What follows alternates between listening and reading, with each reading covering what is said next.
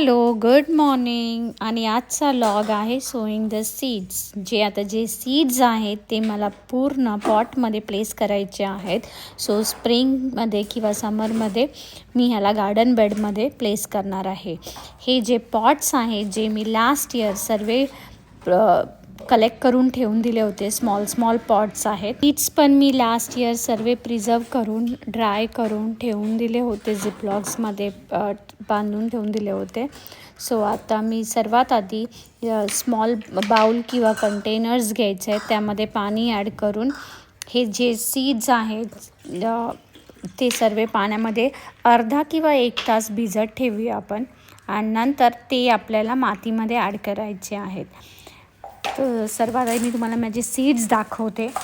काही सीड्स मी परचेस केले आहेत, स्पेशली टोमॅटो आणि ककुंबर. तर मला टोमॅटोचे सीड्स काही मिळाले नव्हते. ककुंबरचे माझे लास्ट इयरचे सीड्स आहेत. सो पण तरी पण मी अजून एक पॅकेट घेतलं आणि त्या पॅकेटवरती पण लिहिलं आहे की इट टेक्स 85 डेज और सम पॅकेट्स लिहिले 59 डेज असं टू हार्वेस्ट करण्यासाठी. हे माझे लास्ट इयरचे ककुंबरचे सीड्स आहेत. मी दोन्हीही पण लावणार आहेत यावर्षी, नवीन घेतलेले पण आणि ओल्डवाले पण घेतलेत. हे माझे बीज आहे, फ्रेंच बीज म्हणतात ते आहेत. हे माझे रिच गार्ड्स आहेत. भरपूर सारे सीड्स आहेत, ते मी ड्राय करून प्रिझर्व करून ठेवले होते. सो मी आता हे सगळ्या पॉटमध्ये ॲड करणार आहे आणि थोडे भिजत ठेवणार आहे हाफ ॲन आवर्ससाठी. आणि प्रत्येक प्लांट हार्वेस्टिंगला डिफरंट डेज घेतं, like some 40 days, 50 days, 70 days, 80 days. So तसं ते प्लांट्स हार्वेस्ट झाले की आपण मग बेडमध्ये त्याला ट्रान्सफर करू शकतो किंवा मोठ्या पॉटमध्ये वी कॅन ट्रान्सफर देम.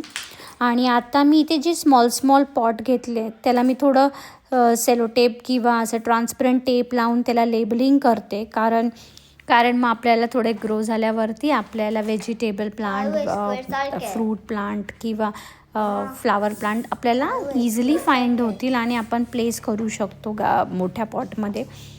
आणि आता मी जे सीड्स जे भिजत ठेवले होते ते मी आता एका पॉटमध्ये मी 2च सीड्स प्लेस करणार आहे, कारण मग ते थोडं 2 सॅपलिंग असे ग्रो झाले की मला ते प्लेस करायला इझी होऊन जातं.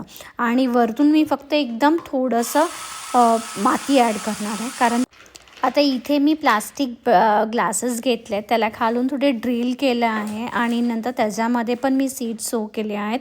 सो दॅट मला सीड्स भरपूर आहेत पण मला पॉट थोडे शॉर्ट झाले आहेत म्हणून.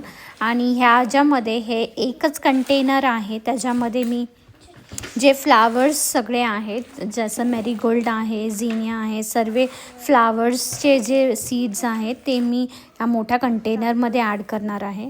आणि अशा प्रकारे मी आज सर्व फ्रूट्स, व्हेजिटेबल्स आणि फ्लावर्स सगळं प्लांट सोईंग केलेत. आणि त्याला फक्त स्प्रे बॉटलनी अल्टरनेट डेज फक्त वॉटर स्प्रे करायचे किंवा 2 दिवसांनी वॉटर स्प्रे करायचे आहेत आपल्याला. आणि इथे माझं पुढे प्लांट सोईंग करून झालेले आहेत, तुम्हाला दिसतच असेल. आणि आजचा माझा व्लॉग तुम्हाला कसा वाटला, please do like, share, subscribe to my channel.